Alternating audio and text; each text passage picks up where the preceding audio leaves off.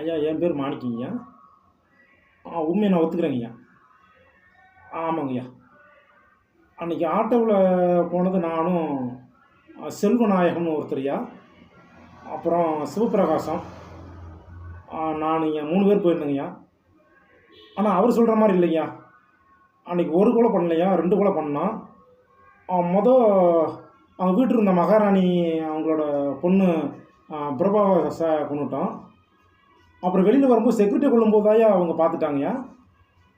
அப்புறம் ஐயா 3 கொலைங்கய்யா. செக்யூரிட்டியை கொண்டுட்டு வந்துட்டு இருக்கும்போது ஆட்டோ உள்ளே வந்ததுங்களா ஐயா. ஆட்டோவை தாண்டி வரேன்னு சொல்லி அப்புறம் குறுக்க மார்க்க வந்துட்டே இருந்தாங்கய்யா. ஆனால் ஆட்டோ டிரைவர் கொண்டுட்டோங்கய்யா.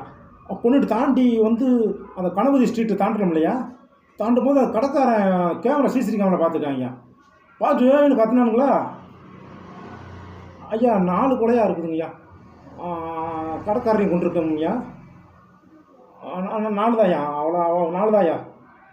தாண்டி வந்துட்டு இங்கே வந்து வலசரவாக்கம் பைபாஸ் வந்துட்டேங்கய்யா. வலசரவாக்கத்தில் பைபாஸ் வந்துட்டு கிராஸ் பண்ணி அந்த கேட்க நேரத்தில் நுழையும் போது போலீஸ் கிராஸ் பண்ணிருச்சிங்க.